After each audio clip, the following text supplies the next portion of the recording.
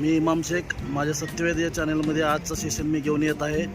हिरवळ फाउंडेशन सांगली यांच्याकडून कच्ची चैन भवन सांगली येथे बाग आणि निसर्गविषयक प्रदर्शन अतिशय सुंदररित्या त्यांनी हे प्रदर्शन राबवलेले आहे. तुम्ही पाहू शकता प्रदर्शन वळ नाते निसर्गाशी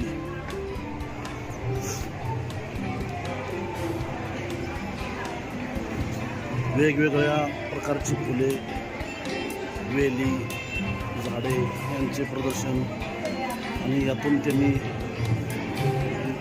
समाजाला एक वेगळी दिशा दिलेली आहे. भारतीय सण आणि पर्यावरण, नागपंचमी, आषाढी एकादशी या सणाचं महत्त्व सुद्धा त्यांनी या प्रदर्शनातून त्यांनी हे केले. पर्यावरणाला त्याचा किती बेनिफिट होतो ते त्यांनी दाखवून दिलेलं आहे. अशा वेगवेगळ्या प्रकारच्या केवडा, जाई, डाळिंब, आखाडा,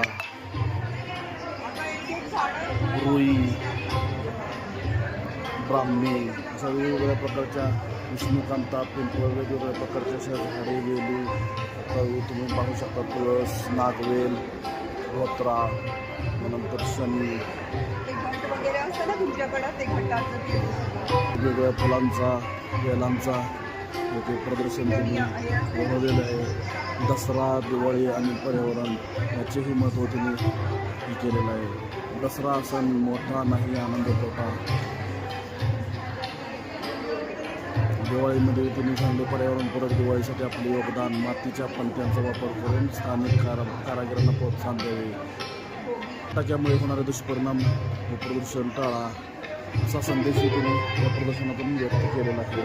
तुम्ही आता पाहू शकता भोगीतील भाज्याचे महत्त्व सुद्धा त्यांनी इथे दिलेले आहेत. वेगवेगळ्या प्रकारच्या भाज्या जसे मेथी, कोथिंबीर, घेवडा, भुईमूग, वांगी, लसूण पान, कांदा पान, नागवेल, बोर, टोमॅटो, वांगी, सुरण अशा वेगवेगळ्या प्रकारच्या फळबाग, दुर्मिळ अशा वनस्पती, वेली जे आपण पाहिले नाही किंवा त्यांचे नावही माहीत नाही त्याचे प्रदर्शनही त्यांनी अतिशय सुंदररित्या घरामध्ये किंवा आपल्या घराच्या बाहेर अंगणात परसबाग करू शकताय. जे आता हिरवळ फाउंडेशनचं जे प्रदर्शन भरली जैनला, तर ते हिरवळ फाउंडेशनचे मेंबर आहेत ते प्राध्यापक संजीव वालावलकर. ते जरा आपल्याला ह्या हिरवळ फाउंडेशनचे महत्त्व किंवा त्या प्रदर्शनाची माहिती जरा आपल्याला थोडक्यात सांगतील. नमस्कार. मी प्राध्यापक संजीव वालावलकर.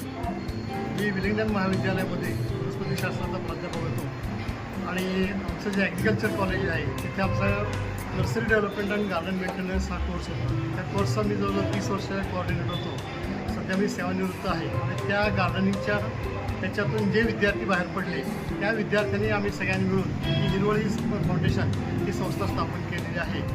त्याच्यामध्ये डॉक्टर शोभा काळे, डॉक्टर प्रज्ञा चिटणीस, मंजू फडके, डॉक्टर अर्चना बिराजदार, नेहा कुलकर्णी, स्वाती करंदीकर या सगळ्या आम्ही मेंबरनी मिळून 15 वर्षापूर्वी ही हिरवळ फाउंडेशन स्थापन केलेलं आहे. दरवर्षी आमचं 11 जुलै महिन्यामध्ये, जुलैच्या दुसऱ्या आठवड्यामध्ये आमचं हे प्रदर्शन होत असतं. या प्रदर्शनामध्ये आम्ही निरनिराळ्या पद्धतीच्या म्हणजे विषय घेऊन आम्ही हे करत असतो.